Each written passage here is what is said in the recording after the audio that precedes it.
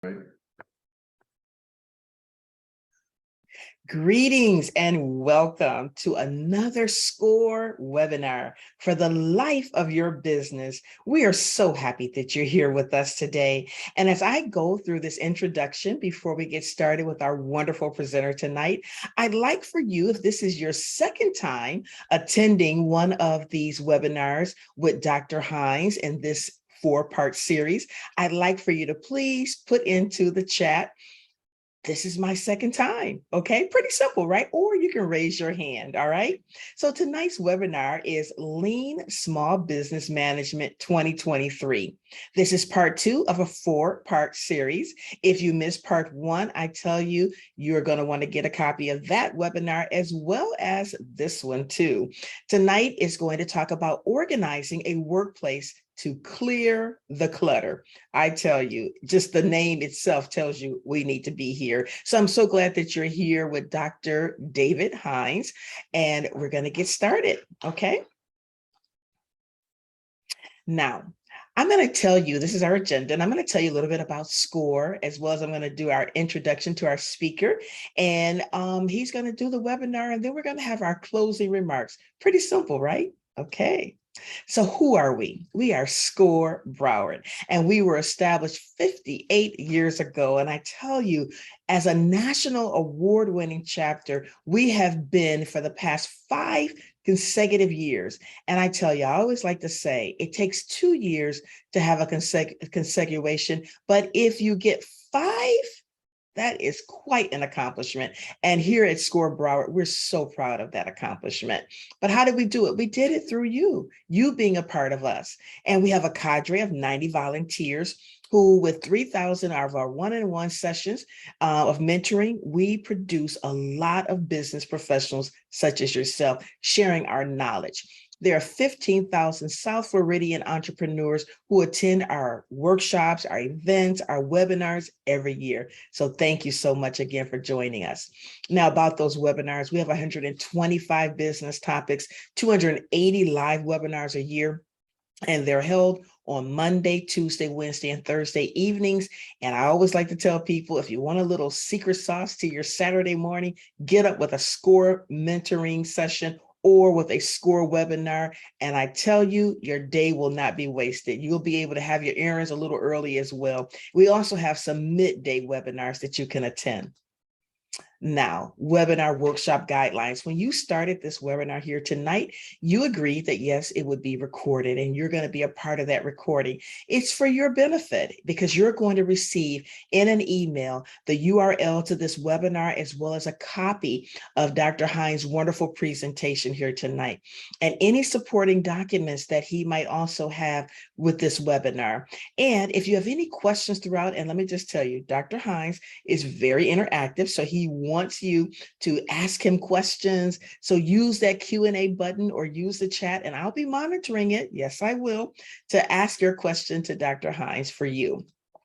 Now, about our speaker, none other than David Hines, who is a business coach, and he is the author of a book titled The Essence of Lean, A Superior System of Management. And during his 30-year professional career, he has been a business owner and he's held senior management positions in multiple industries. I'd say that Dr. Hines is pretty accomplished here. He later joined the faculty at NSU, where he developed and taught courses on entrepreneurship, service operations management, data-driven decision-making, and information systems. So without any further ado, everyone, please join me with a round of applause for none other than Dr. Hines. Dr. Hines, you're on. Thank you so much. Thank you, Dr. Hobbs. Really appreciate it. And appreciate the time you put in. I know everybody's got a busy schedule. So, and I know you've done great last time, and I'm so pleased you're back too. So, and I also want to thank Rosario and the whole SCORE team, who always do such a great job in getting these things organized, keeping us all in line, and making this happen. So thanks to all of you. Okay, so let me go ahead and share my screen here, and we'll get started.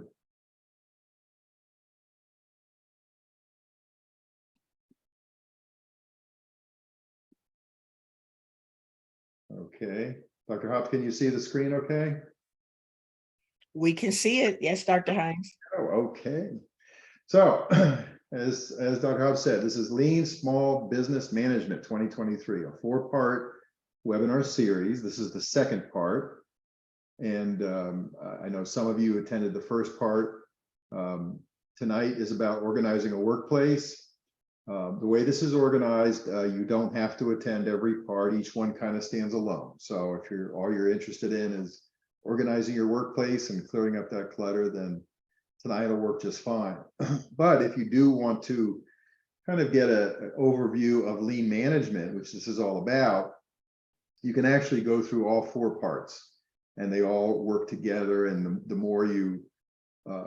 more parts you add, the better you'll get at doing all these techniques. So tonight we'll be covering 2 lean techniques called 5S organizing and visual controls. And this whole idea of lean management, I talked about it some last time in the first part, but it's basically a way, in my opinion, a better way of running a business, managing people, based originally inspired by Toyota, but now used by literally thousands of companies around the world. And in a nutshell, it's with lean management, you're going to get higher performance with less stress. So, and I'll fill in some more details, of course, as we go, but that's basically it. This is a really great way of running a business that I learned hands-on years ago and have been teaching it for over 10 years now. So as I said, tonight we'll do 5S organizing and visual controls are the 2 lean techniques that we're covering tonight. Last time we covered Gemba walks. Next time will be 2 more, standard work and stand-up meeting, and then the final part, waste elimination.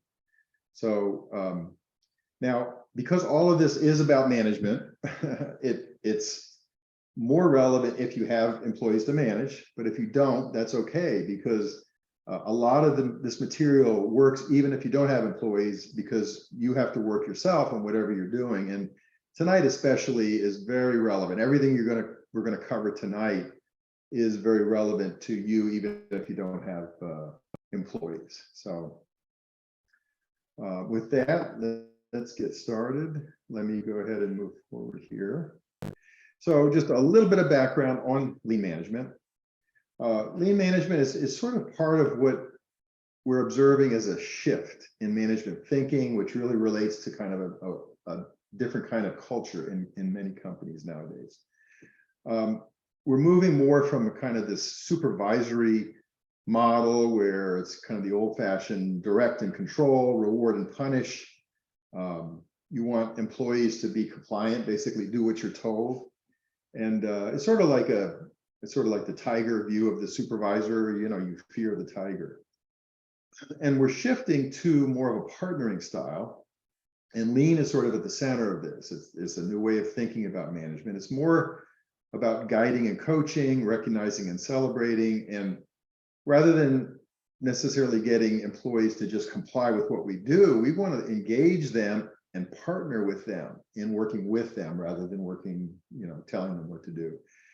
Inherently, this is more of a low trust approach. This is more of a high trust approach. And that really plays out throughout these different lean techniques, where the lean techniques you're going to be learning, including those tonight, will actually help you to build up trust in your organization, which turns out to be a big deal in many ways.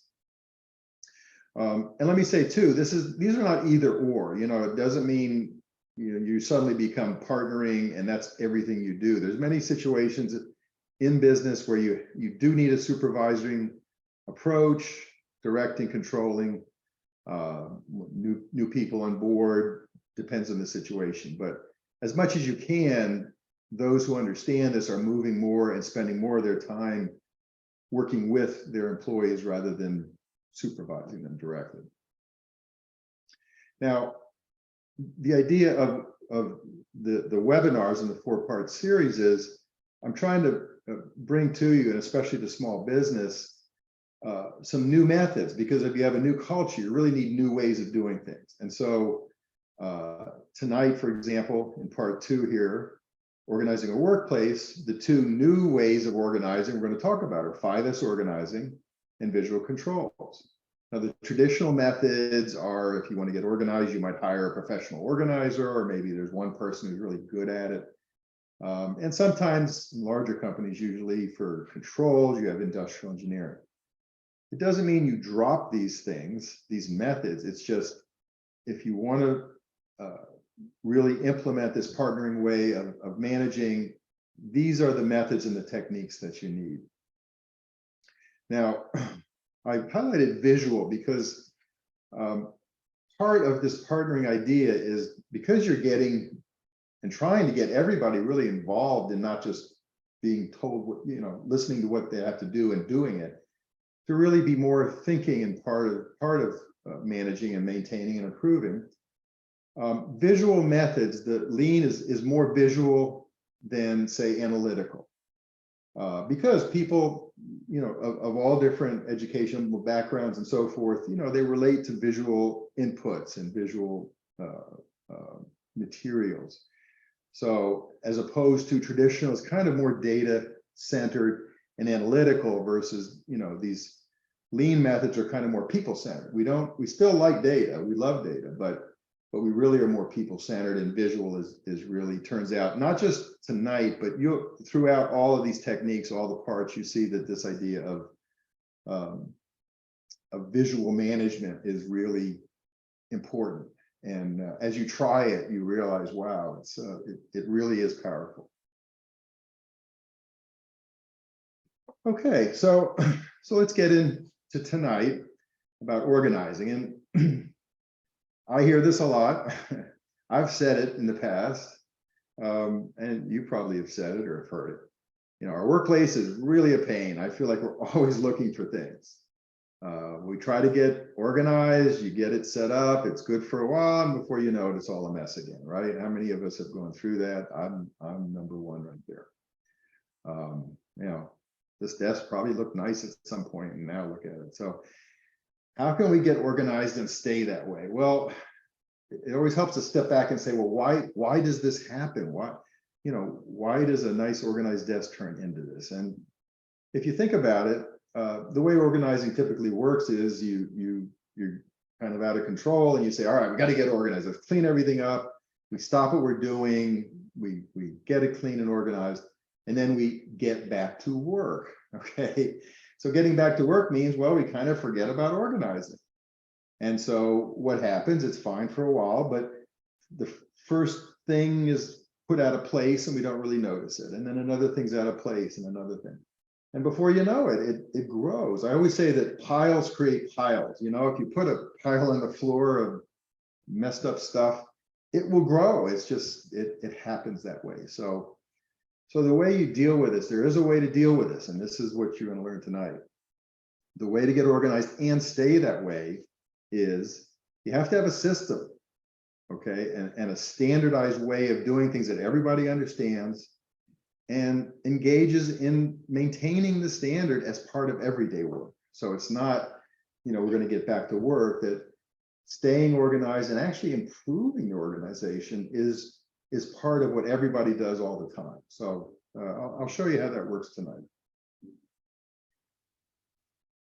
So before we jump right into the 5S organizing technique, step back a second and think about the workplace, because that's what we're talking about. We're talking about organizing the workplace. And it's important for you to understand this so you can see how 5S operates. Basically, the workplace is where the work is done, right? I mean, it's an environment in which work is performed. And there's all different kinds of workplaces. But basically, you either have various rooms or spaces, some area where you're working. And that room or space is designed, somebody lays it out, and maybe an architect. It's furnished and equipped. You bring in desks and chairs and so forth, and you equip it with computers and so forth, and you stock it with materials and supplies. So supplies would be things that you use and have to replenish, like say paper or food. Materials are the other things that are not kind of nailed down, but you don't have to replace them all the time, like a bin or an inbox or something like that. So the idea is, in order to carry out your work activities, the workers who do the work need access to those materials and supplies, right? I mean, you're in there, you use paper. If you're a cook, you're cooking with the food. But you also need access to information. So that's part of organizing, is the information. And now materials and supplies are physical, right? I mean, you can see them. Information, it used to be all physical, basically in paper, right? Books and reports and binders and so forth. But now information can also be digital, computer files. So both of those fit into this framework. And I'll show you as we go through that all of what you're going to learn tonight works in the physical kind of bricks and mortar world, but it also works in the online virtual world. So the 5S organizing, it is that kind of system I've talked about. It gives you a way of doing this. And the basic idea is to clear clutter. So over here, you can see some things that are clearly cluttered, right? And the basic idea is a cluttered space impedes the work. It makes it harder to do the work. I don't have to sell you on that idea. Well, clear spaces facilitate work. So the purpose of this technique that you're going to learn tonight is streamlining those activities that go on within the workplace space and make them easier, safer, more productive, and even more enjoyable. Now, the 5S technique, as you're going to see, is applied to a particular space. So you don't bite off the whole workplace and say, let's get everything organized in, however many rooms there are or whatever. You focus on one space at a time, and a space is not necessarily the whole room. A space might be just your desk, or maybe a particular shelving section or whatever. So we'll go into how you do some of that. And by the way, I forgot to mention, I'll go ahead and say it now. The main part of this webinar is going to finish around 7 o'clock as normal, about an hour. But we're trying something new with this series. We're doing field trials. And so that gives you a chance to take what you're learning, like in this case, the 5S technique and some visual controls. And actually, after the webinar for the next few weeks, actually try it out in wherever you do your work. So after 7 o'clock, I'll go through the instructions for that and give you more detail for those of you that want to do that. The documents that Rosario sent to you ahead of time are really for that purpose. And so those are kind of worksheets and instructions I'll go through after 7. But up until then, I'll be giving you more of the overview, and that's what I'm doing right now. So the technique you're learning then is applied to a particular space, which you will do if you want to do the field trial. You'll pick a space and apply it. You're basically arranging and rearranging the materials, supplies, and informational items so that you support the worker who uses that. You might be that worker. There may be others. Okay, but that's the whole idea. And that's really the motivation for 5S. It's not to make an area look pretty or even look organized. It's meant to support the workers who use those items. And that's really important. So 5S, what are the 5S? Well, there's 5 steps, and each one is an S. And you can see here on the side, the 5 steps are sort, straighten, scrub, standardize, sustain. And if you'll see references to 5S all over the place. There's a lot of different ways of describing it, and sometimes they use different words for these, scrub versus shine and so forth. But this is a basic idea. I feel these are pretty descriptive. It's of what the 5 steps are. Now the first 3 steps, sort, straighten, and scrub, they're often completed in a single sort of a cleanup day. And so we'll go through that tonight. I'll show you how that is done. We'll go through an example space. And then again, in your field trial, you'll be able to do that if you want to. After the webinar, you pick a space and do it. The last 2 steps, which are standardize and sustain, you'll go through them in the field trial, but those are actually steps that continue. So as I said, you make this part of your everyday work, and part of that is continuing to maintain the standards and even improve the standards. So you'll see how that works. They're part of really a continuing cycle of improvement. Excuse me. Now, the 5S technique is based on this common sense principle. I'm sure most or everybody has heard it or has referred to it. A place for everything and everything in its place. Okay, it's simple, incredibly powerful, incredibly important. Follow that. So a place for everything means that you know where everything should go. And we all agree on where is the place for the boxes of computer paper, where is the place for, you know, this or that. And then everything needs to be in that place. So overall, the technique, you see, it's relatively simple, it's intuitive, and that's important because, again, we're trying to get all employees involved in it, learn it, participate in the cleanup day, creating an initial standard for like, okay, this is what it's going to look like, and then maintaining that standard and even improving on it. All right, so here's the first 3 steps: sort, straighten, and scrub. So basically, you're cleaning up and straightening a physical space. It could be a digital space. We're not going to get into that much tonight, but I'll refer to it a little bit towards the end. But we'll call it a digital space, and we're using the existing furniture and equipment or software that you have in that space. So during this cleanup period, you're not making any major changes to furniture and equipment. You're basically rearranging the material, supplies, and informational items. So the first one is sort. And you're going to, when you do that, you're going to sort out the materials, supplies, and informational items, those 3 key things, into similar groups.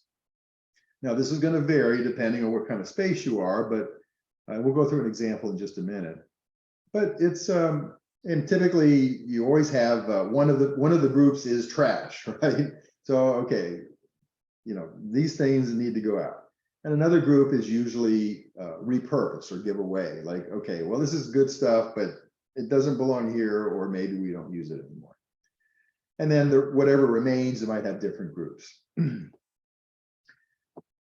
Straighten then is the remaining items after you've kind of thrown out what's you're not going to keep. You decide how to put them back in a way they're more easily found and seen and grabbed, so you can grab a hold of them and put away. So largely, in simple terms, sort is kind of pulling all the stuff off the shelves or off the desk area, seeing what you've got, putting into groups, and straighten is to put it back. Now you might do in a better way. Okay, so where you know what you have, and right away you will find some really nice gains in productivity as a result of that. You might rearrange your furniture a bit and the equipment, but nothing major. Okay, maybe you adjust some shelves and so forth. And then the last of the 3 is scrub, where you clean up, you shine the space, and it's important. It's important for visibility, it's important for safety, and just for feeling good about having that space to maintain. Now, there are more detailed rules about straightening that are part of the field trial, so I'll talk about those briefly, you know, after we have the question and answer at 7 o'clock. So those are the first 3. The 4th S is to standardize. And here now here's where you try to get it more specific, get it better in terms of supporting the needs of the workers who use the space, the workers who use those stored items. So now you think more about what they do, how they use it, how often they access items, what kind of work do they do, in what location. Last time we talked about location being a Gemba, so that's where the Gemba walks occur, if you saw the first part. So considering all that, the key thing you're doing here is you're developing or updating visual controls. So now remember, that's the second of the lean techniques we're learning tonight. here, the way it fits into 5S is basically things that help you to find or locate items like labels, color coding.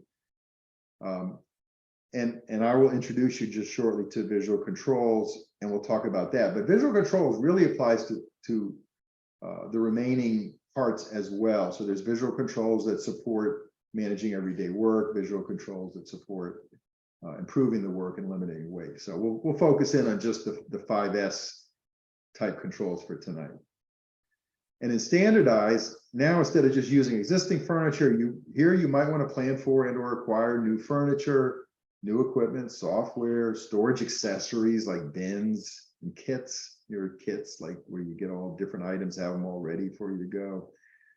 Bins are incredibly useful. You almost can't overuse them.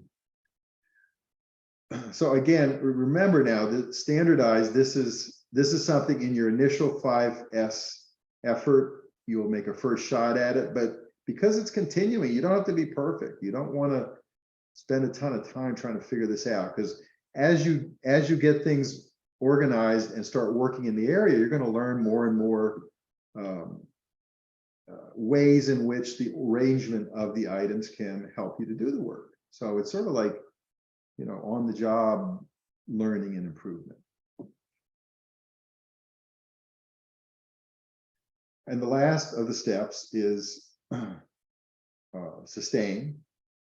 And here, the first time through, you want to clearly document what the 5S standard is. So basically, that's whatever you established in that prior standardized step. You documented. A really easy way to do it is just take a picture or a few pictures of what it's supposed to look like after the event, and then make sure everybody who uses that space knows this is how it should be. And ideally, many or all the people who use the space actually participated in creating that standard. See, that's the best way, because then they're going to feel more of an ownership in it, and you won't have to really be, keeping on top of it. I mean, you always have to keep an eye on it, because these things do tend to degrade. But the more that everybody can be involved in actually creating the standard, the more they're going to be willing to maintain it and take some ownership in it. So that's important. Build the maintenance of the standard into everyday work, and it depends on the situation. There's one way. You see this little timer down here, I guess an egg timer or something like that. It's been mentioned a number of times. You don't have to do it, but the idea is every morning you have a little egg timer there, and you set it to 5 minutes, and you have 5 minutes to put things back into place. Simple. Part of your everyday work. Doesn't mean you have to do that. Maybe you do something else. Or there's regular practices for reviewing and kind of refreshing and even improving on the standard. Like last time we talked about Gemba walks. So where the manager and maybe some other employees go out and walk and look at sites and look at the Gembas and the locations where the work is done. Or another way of doing it, we're also in the next part, we're going to be talking about daily stand-up meetings like this one here at City Furniture, one of our great lean partners. So there's different ways to do it, but the idea is to build it again into the everyday work that goes on. Okay. Now, let's actually get a little bit into the nitty-gritty of it, and you can see what I'm talking about and then, hopefully apply it to your own situation. So here's a, I guess, a shop, like a maintenance shop. Obviously pretty cluttered, pretty messy. And this was the subject of a 5S organizing session, and actually a continuing system like I've talked about, where they got better and better at it.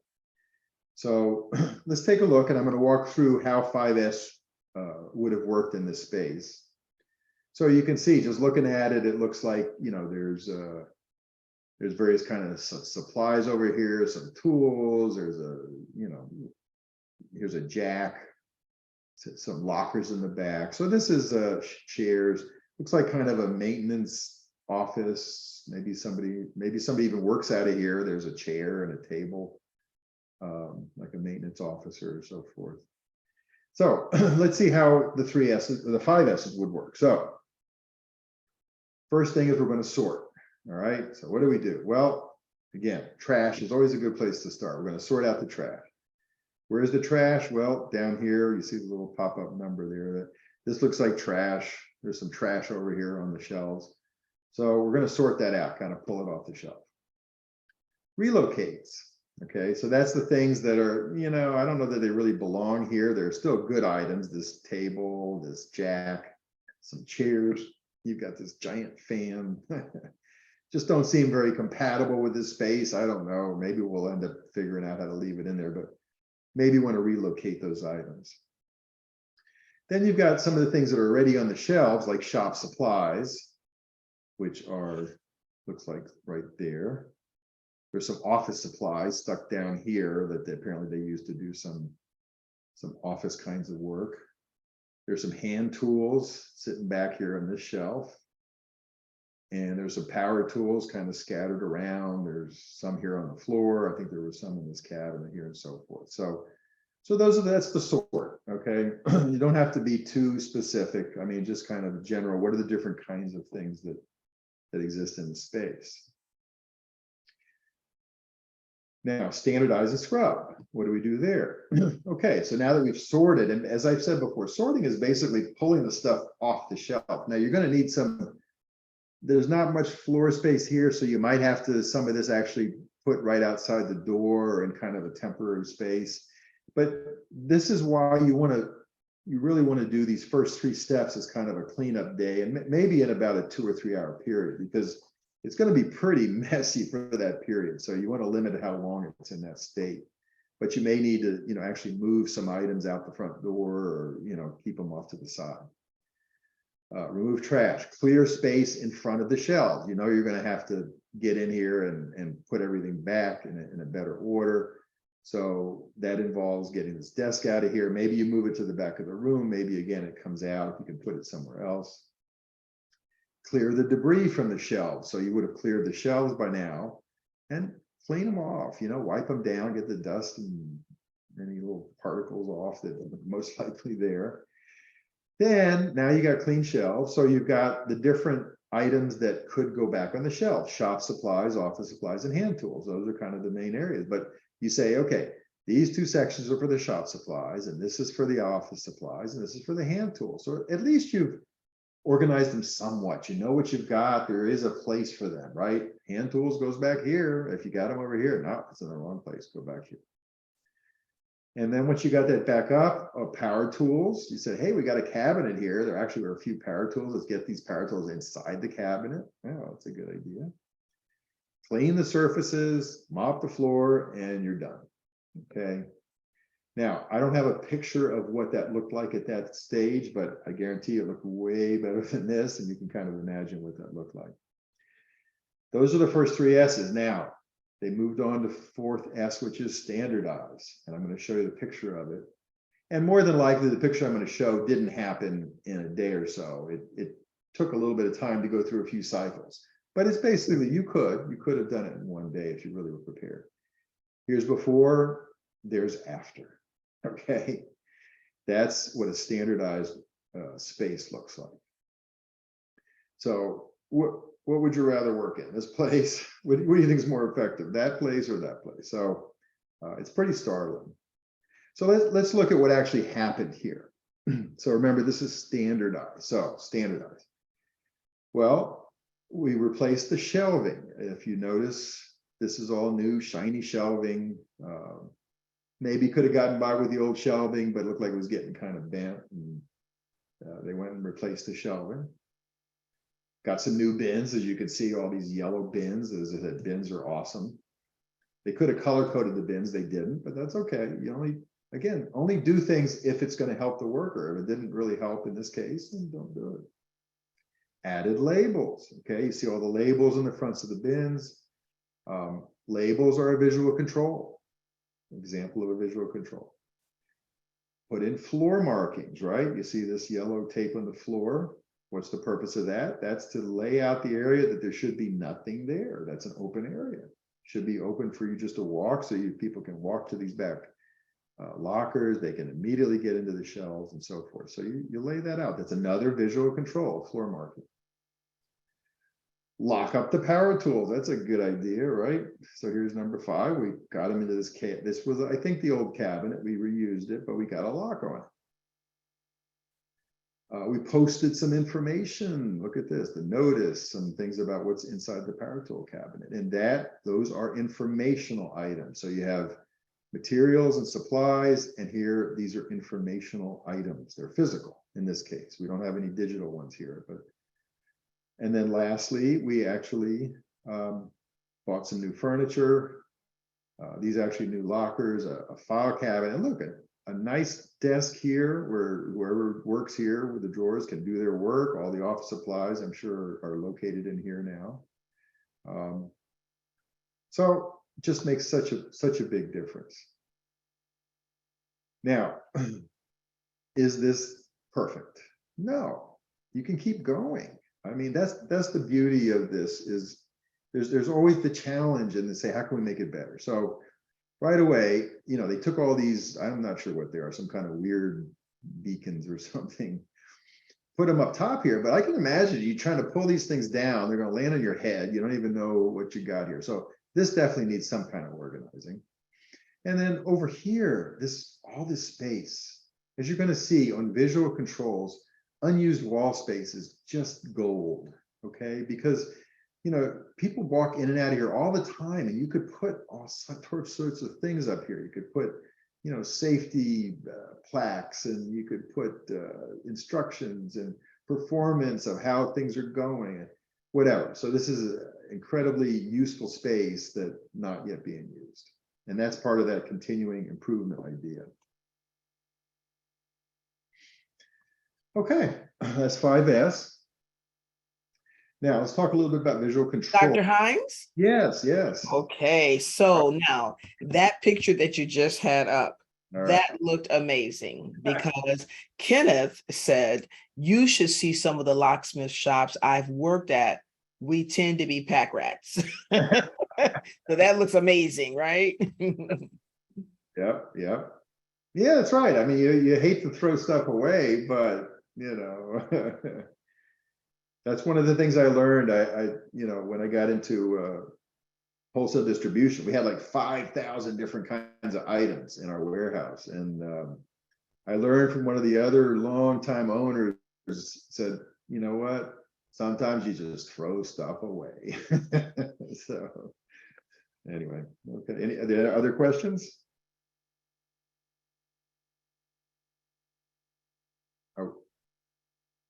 Are we good, Dr. Hobbs? Ready to continue?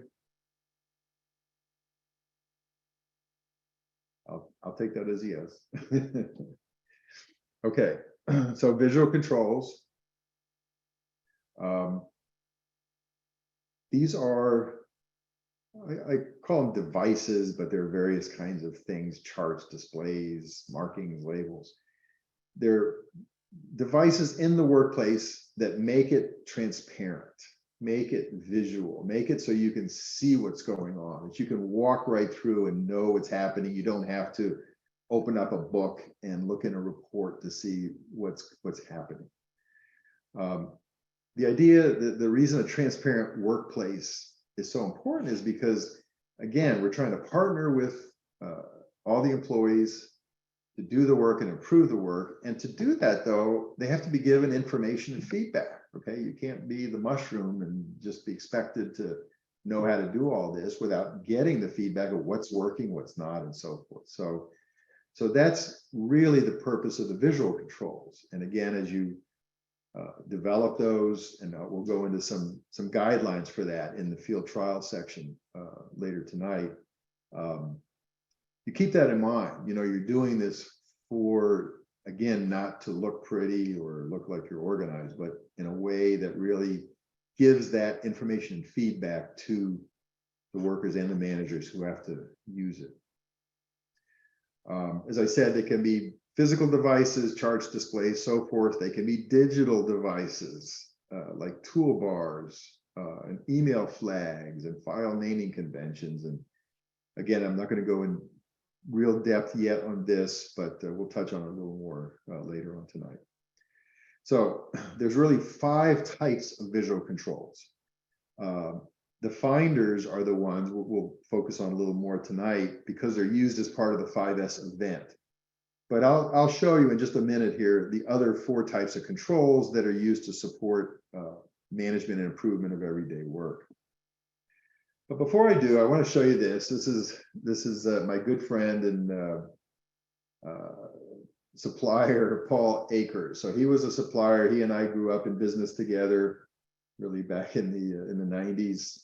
I was, for those of you that weren't in the first session, my wife and I were co-owners and managers of a wholesale distribution company of cabinet and furniture hardware. And Paul had a company called Fast Cap, which he still does, made all kind of really neat hardware pieces and caps and so forth that my customers use. My customers were those that made cabinets and furniture.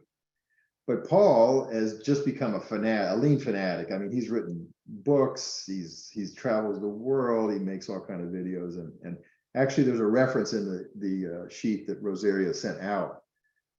If you want to learn more, I would encourage you to see some of his stuff, because he really does it in a very, very practical way, even though a lot of it's more manufacturing oriented. But so I want to show you this short video. It's about 2.5 minutes of the kitchen that he has in his factory area. So this is for workers. And the purpose of showing this is for you, so you can see visual controls in action. This is a great view. You'll actually see all 5 types. So just go ahead and watch this and enjoy it. And it may actually give you some ideas for your own kitchens, but afterwards, then I'll go through the 5 types briefly, so and kind of reiterate what you saw here. So here we go. Paul Akers' kitchen.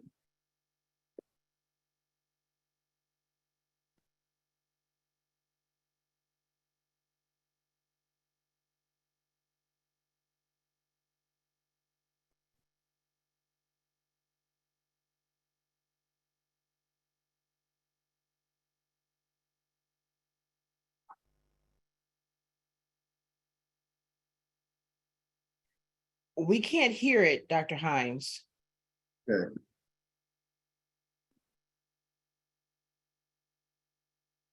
Okay. Dr. Hobbs, there's a setting under more that says share sound. Let me see, maybe I can do it. Hold on. I've got it here. Okay, because I don't see it. No, yeah, I think I've got it. Sorry, we should have checked this. Let me run it. And you clean up and you're We can done. hear it That now. way, Can you start it over? always stays perfect. It would be useful to start with. Thank you. I'm sorry. That's okay. This is Epic Lean Kitchen. I'm going to show you the coolest kitchen in the world, and of course it's a Fast Cap, and I'm going to show you all the neat things that we do to make it so easy to work in our kitchen and to eat at our lunch area. So watch this. Check out the lunch table. The salt and pepper shakers, they have a specific place, so they can't be strewn about. They have to go back exactly where they need to go, and as a result we have a highly organized lunch area. Even the paper towels have a spot. And of course, Windex, because I'm Greek, has a spot. So when it comes time to clean up, you simply take a paper towel, you spray your area, and you clean up, and you're done. That way, our table always stays perfect. Into our refrigerator area and our kitchen area, we have a cleaning chart here that shows exactly the steps for doing everything in the kitchen every day. So our kitchen stays perfect all day long. We even have a list of all the people who are responsible for kitchen duty on that particular week. My favorite is the dishwasher. Check this out. The dishwasher has a lot of great features because we made washing dishes very easy, because a lot of times one of the most confusing things is whether or not the dishes are clean or dirty. So we have this little Velcro dot. It happens to be one of our products, and if it's red on the outside, that means the dishes inside are dirty. If it's green, that means the dishes are either in the wash cycle or they're clean, so don't load it. But the next thing is when and how to start the dishwasher. To start the dishwasher, you just push button 1 and button 2. There is no guesswork on all these other buttons. You just push those 2 in that order, turn the dot over to green because you started the cycle, and you're done. But my favorite improvement to the dishwasher is right here. One of our employees came up with a great idea of zip tying a spoon, a fork, and a knife onto the basket. Why? so that when you load the dishes, you get the spoons in the right place, you get the forks in the right place, and of course you get the dishes out. You don't have to sort them, so that saves time of motion and transportation because you get the right forks and knives the first time out without a whole bunch of sorting. It seems simple, but it actually makes a big deal, and it actually makes unloading the dishwasher fun. In our kitchen area, you can see that everything is clearly marked out. Even the microwaves, the bowls, the plates, the straws, everything is detailed out. Even our boxes up here, you can easily access them if you're not tall just by pulling on this little hole right here, and it tells you there's sugar and soda tins in there. Very strong visual controls. That's how you create an epic lean cook. That's how you create an epic, stop laughing at me, Kathy. Kathy's laughing at me over there. That's how you create an epic lean kitchen. Kathy? We did great. So This is he's quite a guy, huh? But he's so effective, and he just, you can see he's if it's possible, he's more passionate about it than I am, and I'm pretty passionate. So okay, so let's kind of reflect on what you saw there. You saw actually 5 different kinds of visual controls, and I call this kind of the transparent workplace where you have all these controls in it. So the first type of control that you saw there were what I call finders, and this is related to the 5S organizing technique. So, and as we saw in the standardized step of the 5S's, that's where you add and or upgrade some of these finders, like labels. He showed you the labels, right? Like there. Now, in a digital world, these might be folders, right, on your Windows desktop with various names, so you know where to find certain documents, digital documents, and so forth, PDFs and et cetera. So I'll go into this in a little more detail after we break for questions at 7 on the field trials, but that's the first of the 5 types, is what I call finders. Then the next 3 have to do with the standard work technique that you'll get into. We'll get into if you hopefully are in the part 4 webinar, which is coming up in 3 weeks. And there's various devices that, for example, you have how-tos, learn and remember how to perform tasks and physical movement. So you saw that little chart on the refrigerator, right? How to clean out the refrigerator. Very visual, right? Remind people how to do it. Or you might have floor markings, like here you see, you know, how to go in and out, marking areas where you should be or not be. So that's how-tos. Action cues, be reminded of triggered or for the need to take action. So remember, you saw these 2 little salt and pepper shaker spots here. And if you see nothing there, it's a trigger to say, whoa, where is the salt and pepper? I'm going to put it back. Okay. So, or it can be, like in this case, where you have, these are probably toner cartridges. I don't know. I guess we still have those in some copiers, but keeping them all there stacked, and you know when it gets down to maybe the bottom row, it's time to order. So it's a trigger of that sort. And then real-time displays are kind of, what is the current status of assets like the dishwasher in this case? What's the current status of the dishwasher? Is it washing or not? And that affects whether you load it or not. It affects how you do the work. At City Furniture, they use a red flag, green flag system for their different work areas, just whether they're on target for the day or not. And if there's a problem, they need some help, they'll put up the red flag and a supervisor will come over. Now that's in a bigger operation, but same type of idea. So all these, again, give feedback to the people who do the work and the managers who are involved in it that help them to actually do that work in the best possible way. Then the 5th type of visual control are performance trackers. And these are, like in this case, the little kitchen duty check marks, like, okay, how are we doing? Well, these are the people that are supposed to be doing the kitchen duty and the cleanup, and are they doing it? Is the check. When we get into part 4, I'll show you about this idea of a process tracker and how it relates to waste elimination. So So those are the 5 types of visual controls. Now, let me Dr. just, Hines? yes. Okay, so Jennifer says 5S is a very emotional process for some. People keep thinking, no, people keep things just in case. What are your thoughts on giving advice for it? Or is it okay to throw it out? Time frame of last use, outdated, etc. Yeah.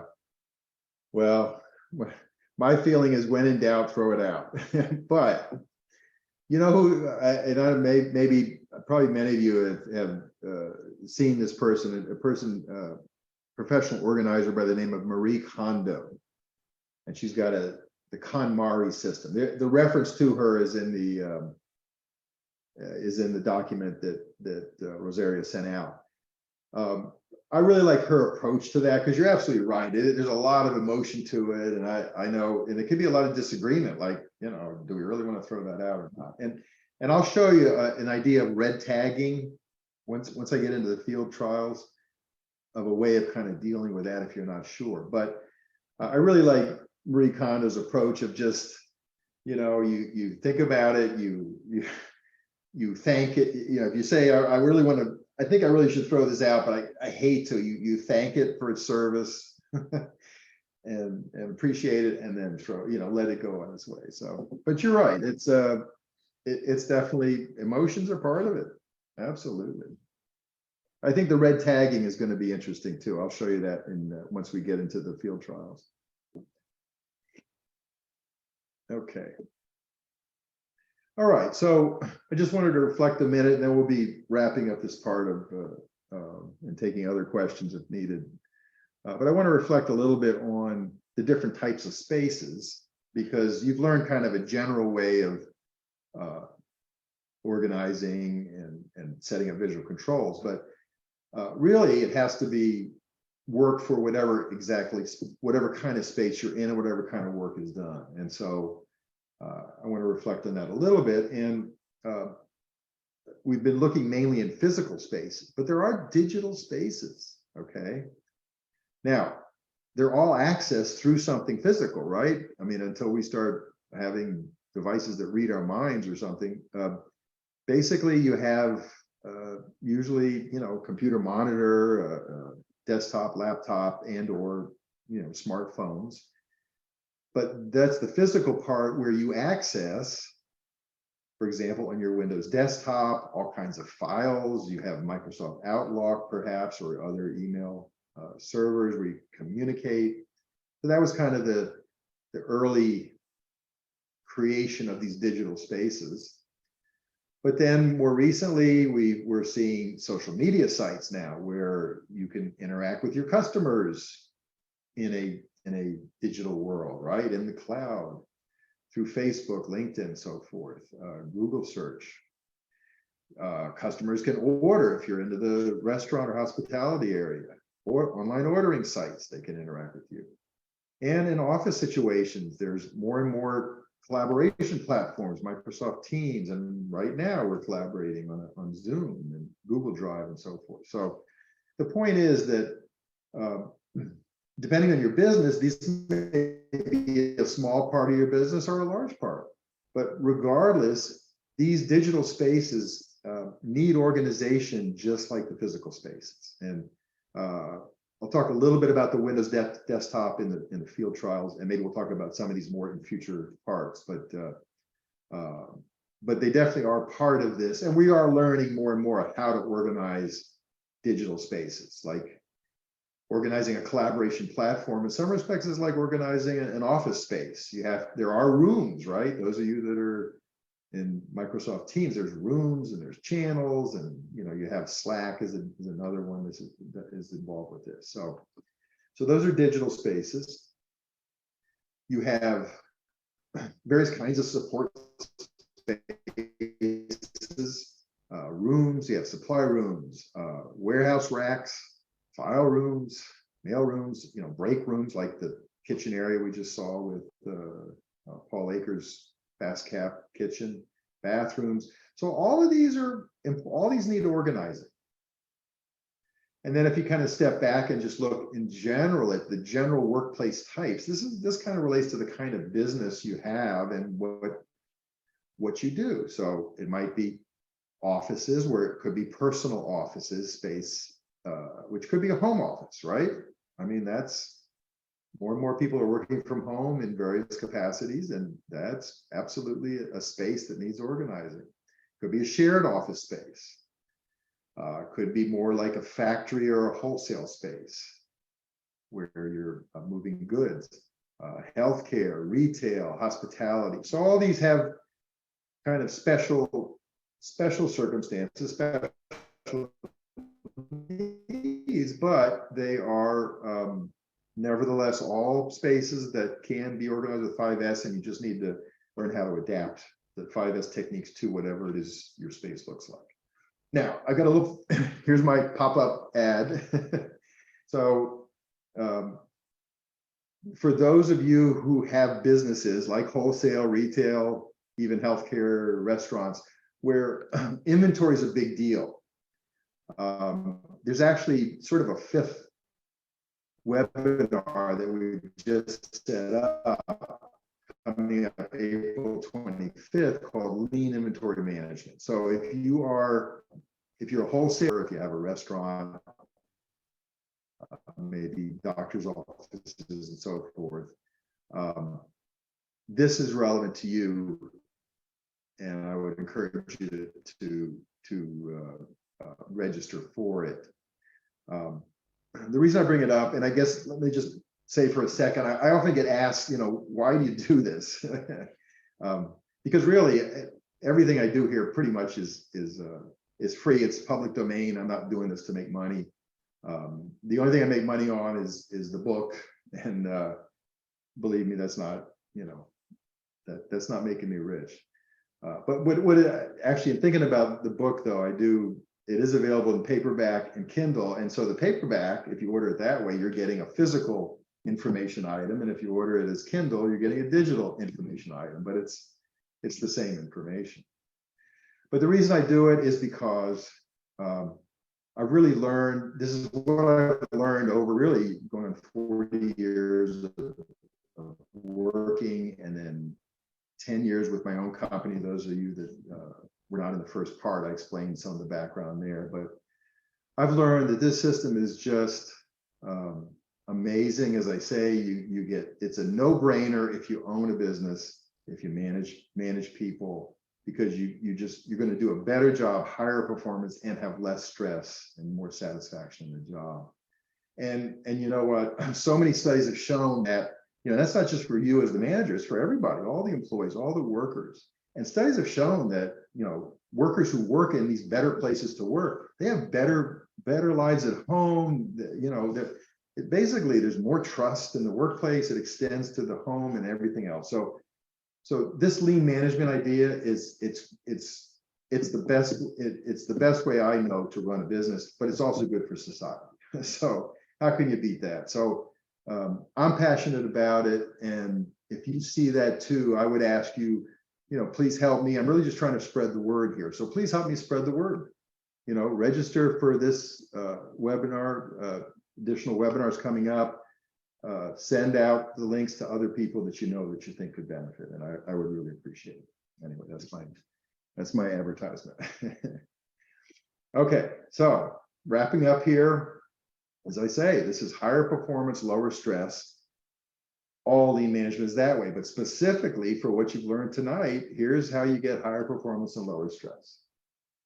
It's going to be easier to find what you want, right? You know what a pain it is if you can't find things. It slows you down, it hurts your performance, and it's stressful too.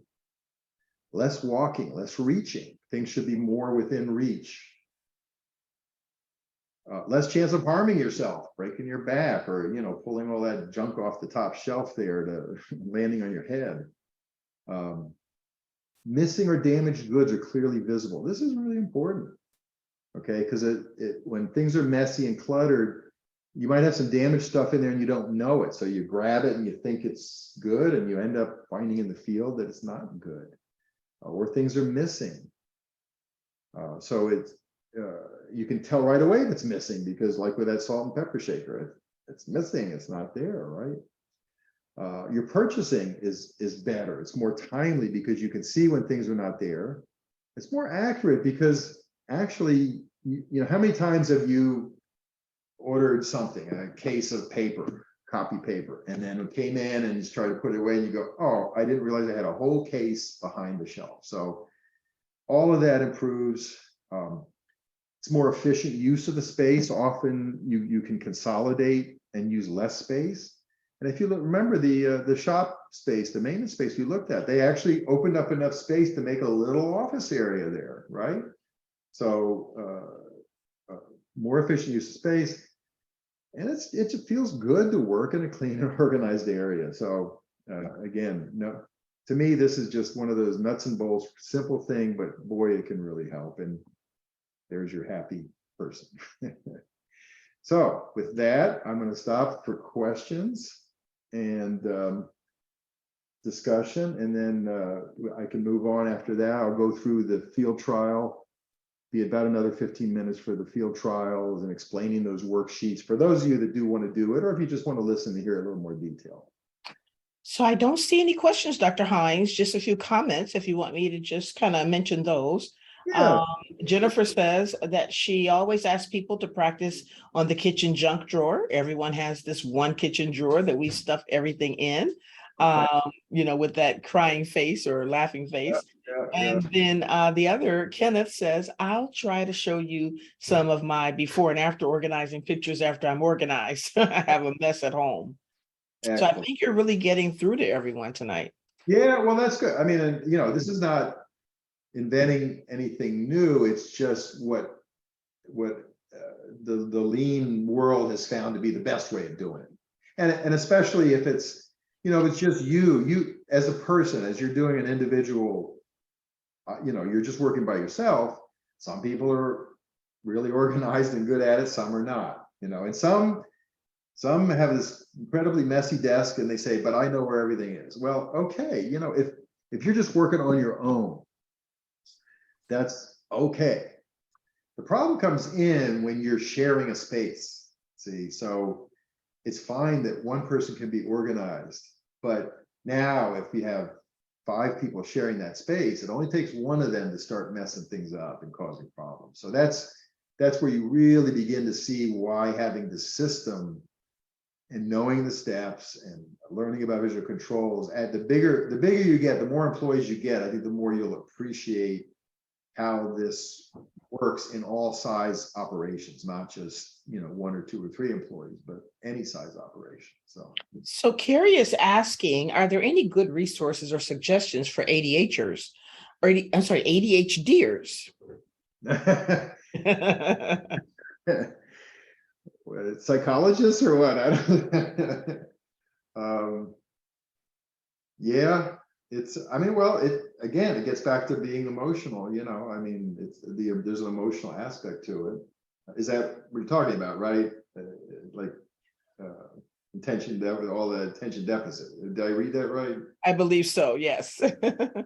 Yeah, you know, for that, having the step-by-step, I think would help, right? I mean, because it does require you to kind of focus on the step. It gives you a step-by-step way of doing it, these things, but what I would say is if you know, if that's part of an issue, choose a space that's very doable. Maybe it is just the kitchen drawer, whatever, you know, but choose a workable space. Don't bite off too much that's overwhelming. And so just follow those steps in one small space and you go, wow, that's pretty cool. And later on, do it in another space. So if anything, I mean, you know, we can't solve all the world's problems, but I do think it helps even in those situations. And Jennifer is asking, what is the easiest way to explain the difference between a visual display and a visual control? Oh, they're basically the same thing. Yeah, it's a good question. So having these 5 types, it's not really important that you say, oh, well, that's a how-to, but that's a finder or whatever. The purpose of having the 5 types is just kind of describe what is available, and it helps you to determine, think of new ways of controlling visually. So you say, well, we're having trouble doing a certain task. Let's look at how-tos, okay? But as far as like being able to say, distinguish, well, this is really, you can get in an argument. So I think that's a how-to. No, I think it's a find it, well, that really doesn't matter. As long as you've got some visual control going, that's the important thing, that is useful for the work and the worker. Okay, that's all. And if you just wanted to Hey, think those are about good. something that Kenneth said his idea of organizing is pushing everything to one side. LOL. Yeah, all right. Well, that's the sort part, I guess. But Dr. Hines, you brought up a lot of great, excellent points, as I'm sure the audience would say as well.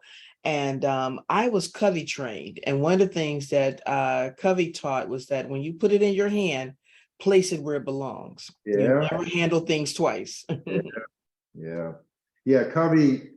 Covey's. I've taught all my kids Covey. I've taught it to you. I mean, Covey's such a great resource.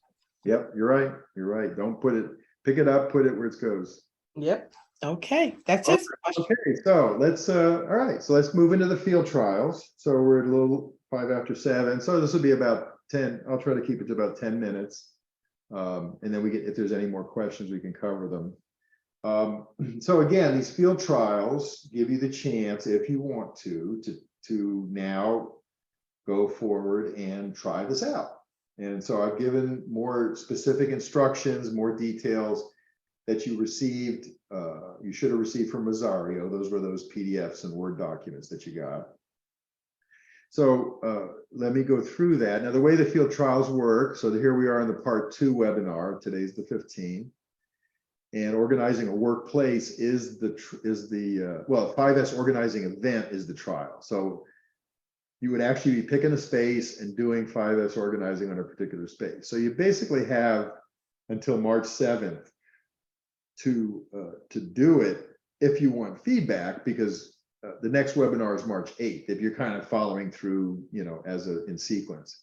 But of course you can do it any time you want, but this is what I say is, if you give me a request for feedback by March 5th, I'll turn it around to you by March 7th before we get into the next webinar. And I had a few from last time that had some really good people that tried the first Gemba walk and the trust assessment. So I would encourage you to do that if you have the time. So let me go through how that works. Yeah, let me go ahead and do that. All right, so you've got instructions, and I won't go through these in detail. I know it's kind of busy, but again, these were all sent to you as PDFs or Word documents. But these are the things you would be doing. You choose a space. Don't take anything too big, but not too small either. Try to stay away from a purely digital space. I'd say either like a supply closet type of thing, or maybe an office, like a desk or an office cubicle. Choose the space, but you want to be able to, again, do that first 3 steps, that cleanup, in about 3 hours, 4 hours max, maybe less. Plan the event. Now, if there's multiple users of the space, like I say, here's where you, as much as you can, try to get them involved in it. It's actually a fun kind of team exercise to do this. And but if not, at least you do it on your own. Schedule it and then start it. Take before pictures. Okay, that really is always helpful, and it really is kind of neat to reflect back on how things looked. So now you got the event started. So what you see on this screen is what you should be doing all in that, say, about a 3-hour period. So you're sorting. We talked about that. Now here's the red tagging idea. So as you're sorting things out and you're making that hard decision about, should I trash this or not? One way to kind of get around that is you put a red tag on it. And on the tag, it says, this is going to be discarded, 3 months from now, put a 3-month date. But if you want to keep it, call such and such or whatever. So that way, I mean, because a lot of times you keep things around and then you don't use them for 2 years. So this is a way of kind of getting around that. So this idea of a red tag. Straightening, again, we talked about how to straighten, kind of get things back in order using existing furniture. There are rules for straightening that I'll show you in just a second that were sent to you. And then, of course, the scrub and shine part of it. So the rules for straightening, basically, I won't go through these in detail. Again, you feel free to ask questions, or you can send me email or text questions. Basically, finding the locations of where things should be.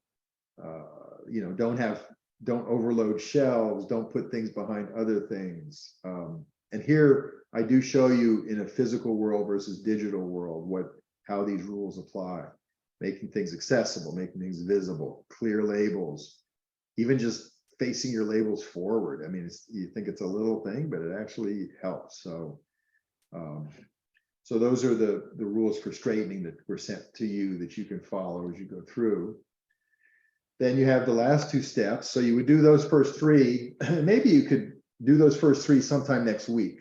Okay, maybe kind of this week use to schedule it and do that next week.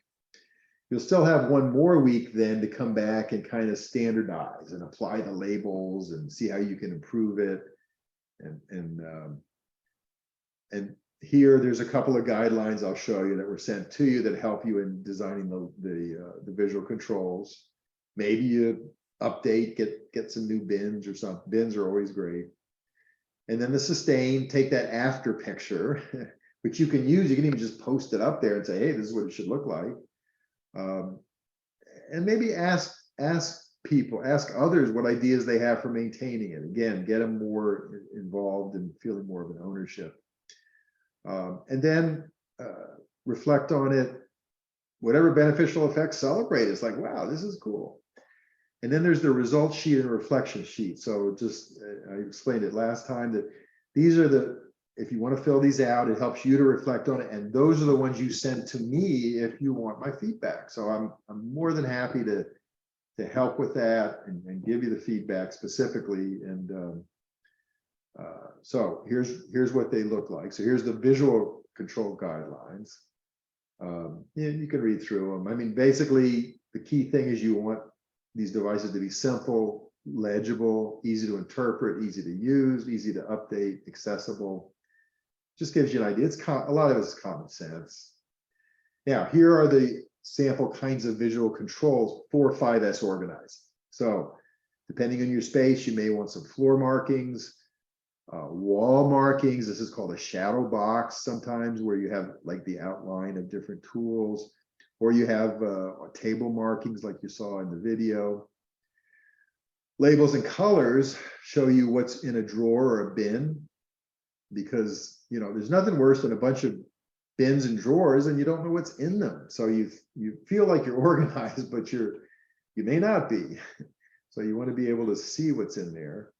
Here's where color coding can help a lot. Sometimes you even put, if there's stuff in the drawer, you put a sample in the front. So it gives you ideas for how to identify what's inside a bin or a drawer. And then lastly, if there's any digital information items, standards for file and folder naming and numbering can be really helpful, because we often don't come up with that, and over time you build up a bunch of files, and it gets to the point where you can't find things. So it's really worth taking a little time to think about, how do I organize them and give the name so I can see right away. I look on my desktop and I see things right away of where it is, and I know where to find things.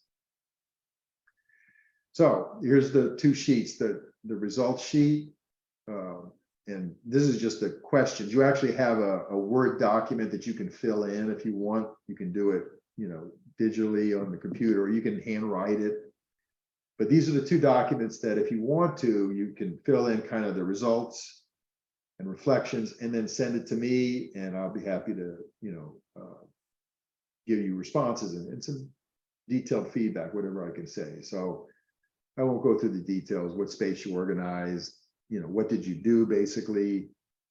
And then the reflections is sort of you reflecting on, well, how did this go? Was it worth it? Does it feel more, how does it feel to work in this space? And any questions or comments you have for me. Okay, so again, those two documents, you'll see them in the handouts. And that's what you will fill out and email to me if you want my feedback. So that is it. I thank you for listening. And if there's any other questions popping up, I will turn it back over to Dr. Hobbs, and I think at the end we'll give my contact information for you to email to me, or feel free to text. Well, everyone, I would like for you to please join me with being able to welcome and celebrate none other than Dr. Hines with this wonderful presentation. So thank you, Dr. Hines. You did an amazing job. And as always, we're so enlightened, audience. We know so much more about organization.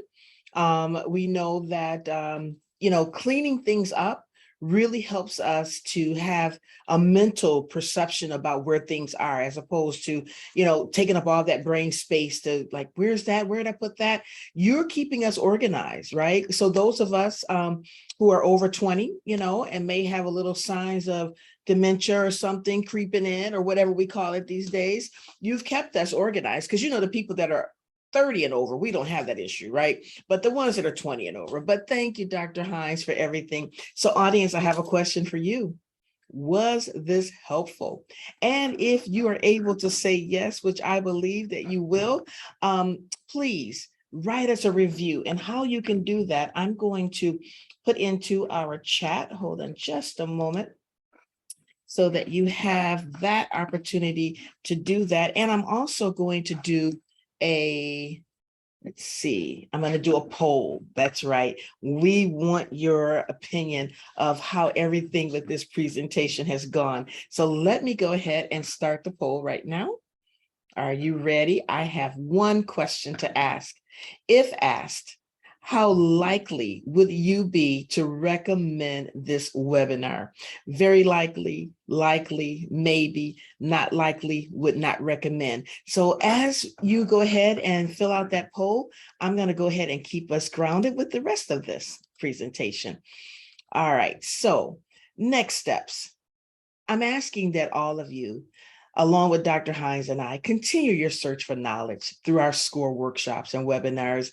And how do you find that? You just simply go to www.broward.score.org. We are all volunteers. We do not get paid for any of the services that we present to you. And I'm a volunteer, just like Dr. Hines is a volunteer, and we're here to service and support you, as well as we invite you to attend more workshops, right? If you thought this content was great, we want you to come back to another one. And don't forget, there are 2 more parts to this 4-part series. And I know the question came up, will you get part 1? You absolutely will. You're going to get part 1 and part 2 in the email that I'm going to be sending you after this webinar within about 24 hours, okay? All right. And now the next thing I have are questions. I'm going to close the poll. Dr. Hines, look at this. Let me share the results. Very likely, 79% said very likely, 16% said likely. Do the math. I tell you, we appreciate all the feedback. And if you just look at that, that is a very high rating. Wouldn't you say, Dr. Hines? 5% said maybe. Your feedback is so valuable. We appreciate you taking the time to tell us how you feel about our webinars, okay? All right, and then lastly, I'm going to ask you, take out your phone, look at the QR code that's right there, take a picture of it, go ahead, it'll link you directly to either a mentor or a free webinar so that you can have an opportunity to join us at SCORE. How can you help? Well, this is what he's asking you. Dr. Hines says, guess what? I'm a business education volunteer. I think we know that here tonight. He volunteers his time. He's committed to these educational webinars. However, he wants you to talk to him, as well as he's going to give you some feedback, okay, on your field trial results. So please feel free to contact him at David Hines at Hines and Associates, www.essenceoflean.com. And his phone number is 305-898-0036. And his email is david@hinesandassociates.com. Well, Everyone, thank you again for joining us here tonight. And we're so excited about it. And again, we're all volunteers. We don't get paid to do any of this work. And we're excited to be here with you. Dr. Hines, another round of applause for you. Thank you, everyone, for joining us here tonight. You too. Take care. All right.